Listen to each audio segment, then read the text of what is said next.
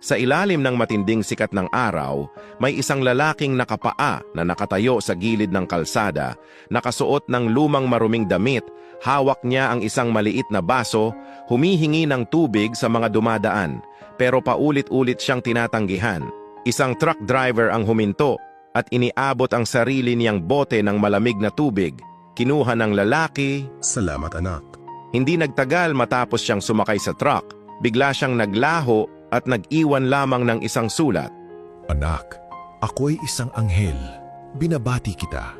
Nakapasa ka sa pagsubok. Ang tubig na ibinigay mo ay magliligtas ng 10,000 buhay. Suriin mo ang iyong kargamento. Lumabas ang driver, binuksan ang container at laking gulat niya. Ang mga gamot sa loob ay himalang naging mga bakuna laban sa cancer, insulin at antibiotics na lubhang kailangan. Dahil dito, 10,000 buhay ang naligtas. At sa sandaling iyon niya naunawaan, kapag tayo'y nagpakita ng kabutihan, pinagpapala tayo ng Diyos sa mga paraang hindi natin inaasahan at nagpapahintulot sa mga himala na mangyari. Kaibigan, kung naniniwala kang ang mabubuting gawa ay tumatanggap ng pagpapala ng Diyos, Amen, at i-share ang kwentong ito